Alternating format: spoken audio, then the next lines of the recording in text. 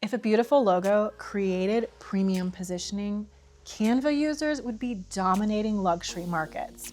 They're not. Some brands look expensive, but still can't command premium prices. Others look simple and somehow feel untouchable. That difference isn't design, it's psychology. And once you see it, you won't be able to unsee it. Today, I'm breaking down what actually separates successful premium branding from brands that just look polished, and why most entrepreneurs are focused on the wrong thing entirely. Like this video because we're about to raise the standard.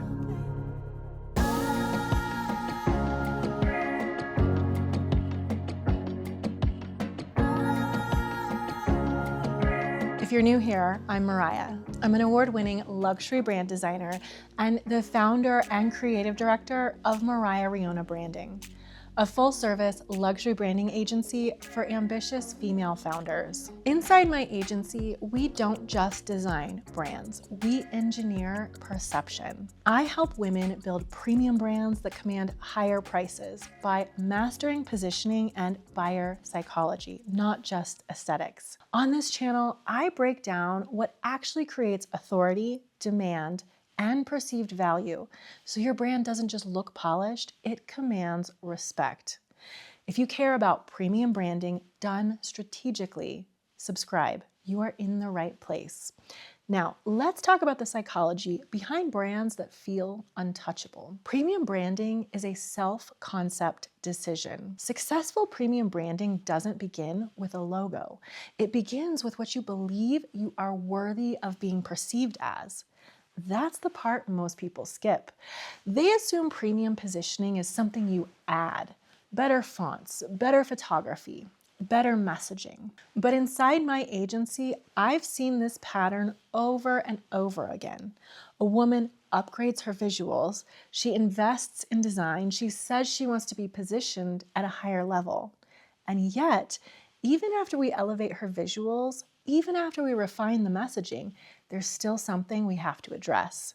Because if she's still negotiating her worth internally, no copy in the world will fix that. Inside my agency, we don't just design brands, we calibrate positioning. And I can feel immediately when someone wants premium perception but doesn't feel safe holding it. It shows up in the way she talks about her experience. It shows up in the hesitation around pricing. It shows up in the subtle desire to soften what should be firm. Not because she lacks talent, but because part of her is still asking for permission. And premium brands don't ask for permission. Your insecurity leaks into your branding. Your insecurity shows up in subtle disclaimers. I know this investment might feel big, or I just want to make sure it's a good fit. Or, of course, I completely understand if this isn't for you. None of those sentences are inherently wrong, but when they come from imposter syndrome, instead of clarity, they weaken your authority. Premium branding cannot sit on top of unexamined insecurity. If part of you still feels like you have to earn your place, your brand will communicate that. High-level buyers are scanning for stability. They're asking, is this person operating at my level? Do they feel established? Do they sound certain? And certainty cannot be faked with aesthetics. You say you want premium, but do you feel worthy of it? Here's the uncomfortable question. You say you want to be positioned as premium, but do you actually believe you deserve to be perceived that way? Or does that feel arrogant? Does that feel like you're overstepping? Does it feel like you're being too much? Because if your nervous system tightens at the idea of being seen as elite, your brand will downshift to something safer, more relatable, more humble, more approachable. And approachable is not the same thing as premium. Most entrepreneurs think premium branding is about elevating visuals.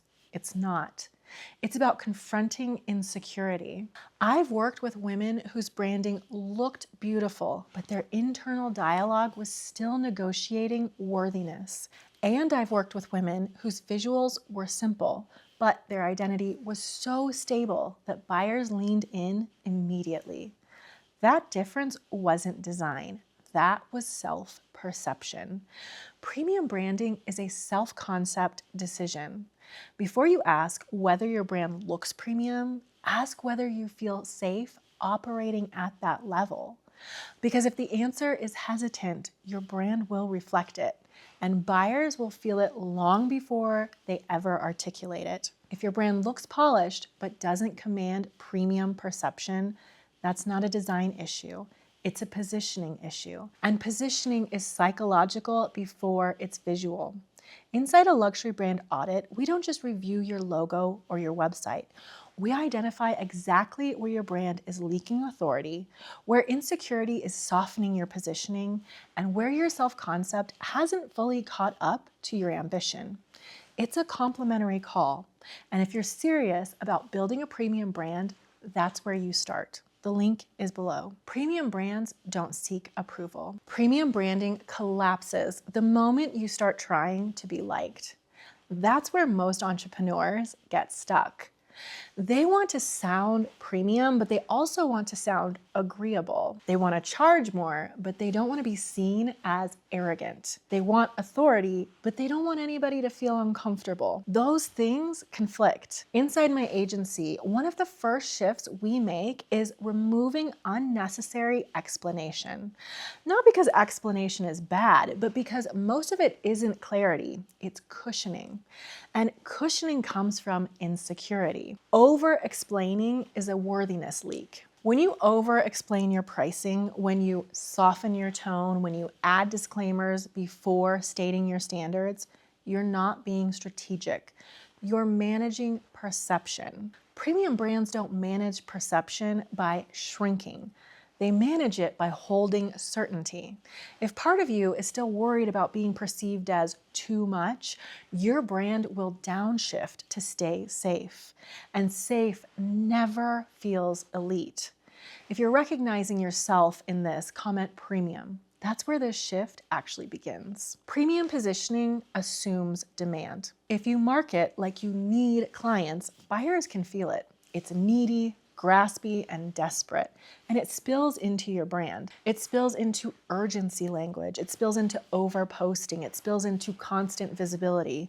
Premium brands don't behave like they're scrambling. They behave like they're selective. Inside my agency, I've watched clients raise pricing and simultaneously reduce urgency, and their brand immediately felt stronger because authority isn't loud, it's restrained. Activity does not create authority. Most entrepreneurs try to earn authority through output, more content, more launches, more reminders. Premium brands reinforce authority through stability. They don't chase attention, they hold position. If your marketing feels frantic, your positioning isn't premium yet.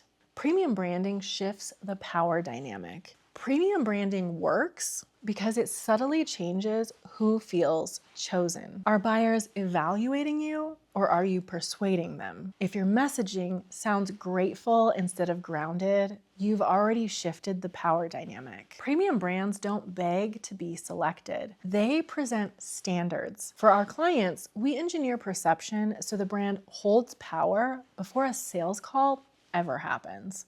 And that's not ego.